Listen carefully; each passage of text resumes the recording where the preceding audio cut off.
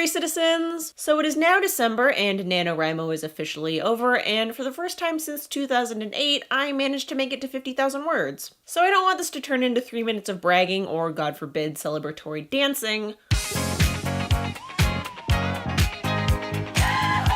Okay, maybe just a little bit of dancing. But I do want to talk about the experience of finishing after 3 consecutive years of failure. I think whenever people fail at something, no matter what it is, their first response is always to look for an outside source to blame. If you spend anywhere near as much time watching bad reality shows as I do, you've probably seen this, especially on shows like Kitchen Nightmares or Bar Rescue, where a famous person tries to fix a failing business. Almost every restaurant owner on these shows is quick to say, well, the customers just don't appreciate us, rather than admitting that their food or their service might be the actual problem. For the past couple years, I liked to joke that because I hadn't won Nano since I met my fiancé, clearly he was the source of all my writing troubles. And while I never actually believed that, I did give myself lots of other excuses. First, it was, well, I'm in college, so I should be studying, and if I'm not studying, I should clearly be drinking and socializing and enjoying my youth. And then once I graduated, it was like, well, now I work 40 hours a week, and I'm tired, and oops, now it's Thanksgiving and family time. Maybe I was successful this year because I had more free time or fewer social obligations, but I don't think either of those is really the main reason. If you take a look at my stats for the month, you can see that I really only spent about 20 hours writing, and if I had written every day, it would have taken me less than 45 minutes for each session, or maybe an hour if I included breaks. But of course, I didn't write every day, and my word count graph actually looked like this, with 15,000 of my words being written on the last day.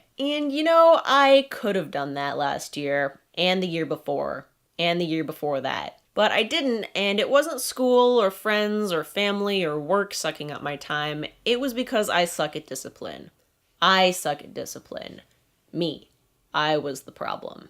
And I kind of knew that all along. I mean, I don't get up when my alarm goes off, I'm late for everything, and I don't even remember the last time I completed one of my New Year's resolutions. Not really signs of a disciplined person. But I spent years trying to ignore all that evidence and convince myself that every time I failed, it wasn't really my fault. Because admitting that you're the problem hurts, and nobody likes doing it. But once you realize that, you can fix it. I couldn't have controlled how much homework I was assigned or how many deadlines I had at work, and I couldn't move holidays or stop people I cared about from having crises in the middle of November. But I could change how I used the time that I had, and this year, for the first time, I finally did that. And through guilt trips, self-bribery, and occasionally withholding food until I reached my day's word count, I forced myself to sit down and write for as long as I had to. And when I finally crossed the finish line, I proved to myself something that I had either forgotten or stopped believing in the past few years. It might hurt to admit you're the problem, but that makes it more fulfilling when you become the solution.